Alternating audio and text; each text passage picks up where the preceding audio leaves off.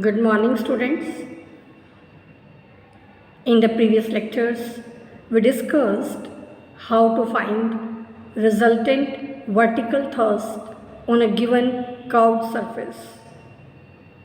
And in today's class, we will discuss how to find resultant horizontal thrust and the resultant thrust on a given surface. So first of all, let us define resultant horizontal thrust. For this, let us consider a curved surface which is divided into a large number of small elements. The thrust on these elements acts normal to this surface. If we find the sum of the components of thrusts on these elements in a particular horizontal direction, then that gives us resultant horizontal thrust. So we can define resultant horizontal thrust on a given surface as the sum of components of the thrusts on the various elements of the curved surface in a particular horizontal direction. Now, we will discuss the method to find resultant horizontal thrust in a given horizontal direction. So, let us consider a curved surface which is immersed in a homogeneous liquid. Let us take A, B, C, D. These are some of the points on the boundary of this curved surface. Through each point on this boundary of the curved surface, let us draw horizontal lines AA dash, CC dash in this way.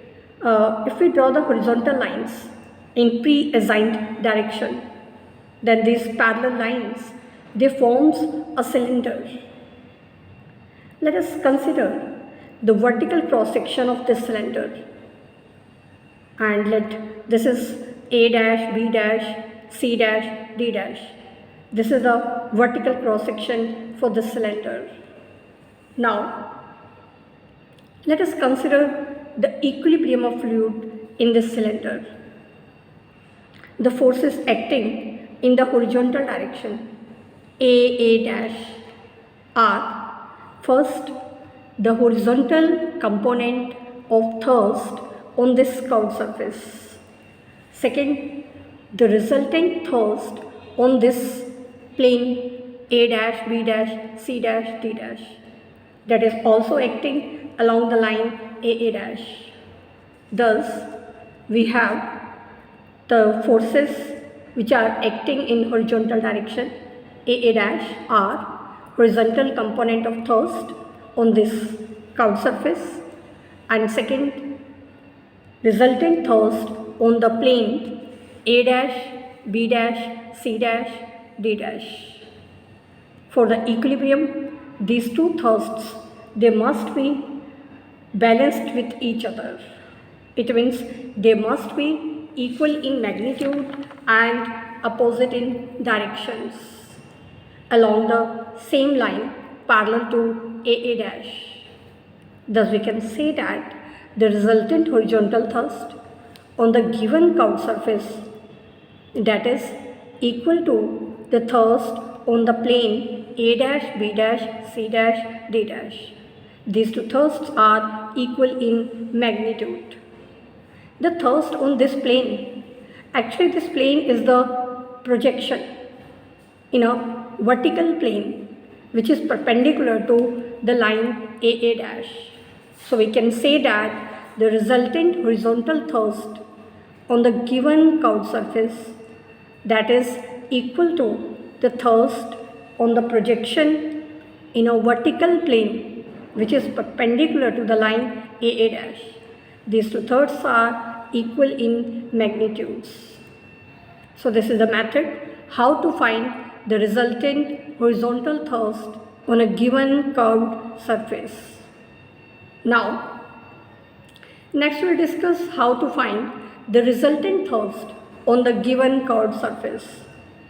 We have already derived the method to find the resultant vertical thrust.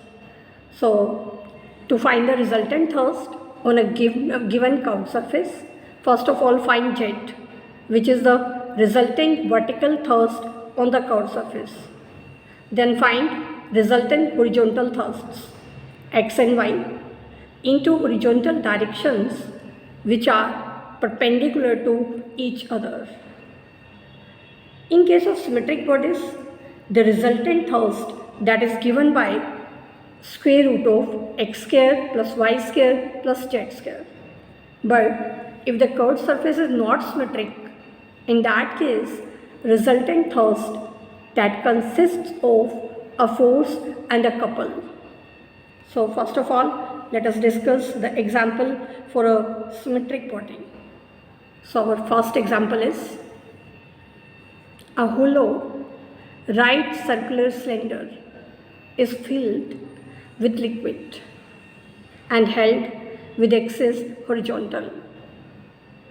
We are to find the magnitude and line of action of the resultant thrust on half the cylinder cut off by a vertical plane through the axis.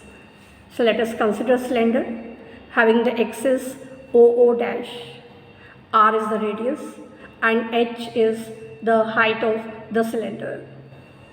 A vertical plane ABCD through the axis OO dash divides the cylinder into two parts.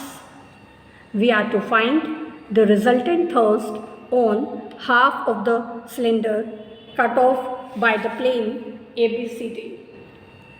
Now let us take the horizontal thrusts along two mutually perpendicular directions. Let these thrusts are x and y. The two mutually perpendicular directions we have denoted OX and OY. X is the horizontal thrust along OX and Y is the horizontal thrust along OY. Now let us find the values of X and Y. X, by definition, this is horizontal thrust in the direction OX. Now the horizontal thrust in the direction OX, this is a thrust on the projection of the curved surface of half cylinder on the vertical plane which is perpendicular to the line OX. It means this is a thrust on the rectangle ABCD. Now by the formula for thrust, it is given by pressure at the center of gravity of the rectangle into area of rectangle. Pressure at center of gravity, that is given by rho into G into depth of center of gravity of the rectangle. So X becomes rho into G into depth of center of gravity of the rectangle, that is R. Area of the rectangle, length into breadth, that is 2R into H.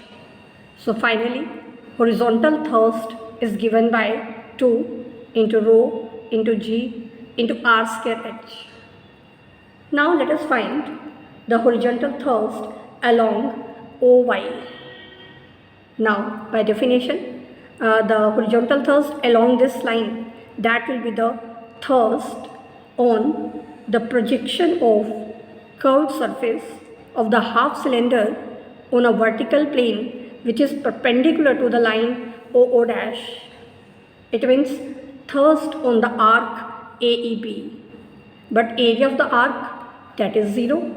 So the value of y, that will become 0 because the area of the arc AEB, that is 0. Now to find the vertical thrust on the curved surface of half cylinder, by definition, it is given by weight of superincumbent liquid. Weight of superincumbent liquid means the weight of the liquid in half of the cylinder. It means volume of half cylinder into density of the liquid into J. Volume of cylinder is pi r square h. So Z becomes half of pi r square h into rho into G. Thus we have obtained the values of the vertical thrust and the two horizontal thrusts along two mutually perpendicular horizontal directions. Now by definition, the resultant thrust, which is square root of x square plus y square plus z square, substituting the values of x, y and z. X is 2 rho g r square h, y is 0, z is pi r square h rho z by 2. Putting the values here, finally resultant thrust becomes half rho g r square h into square root of 16 plus pi square. Now to find the line of action, if theta is the angle made by the resultant thrust with x, then tangent theta, that is given by z upon x. Putting the value of z and x here, we can see that tangent theta, that is given by pi by 4. So this is the solution of the problem.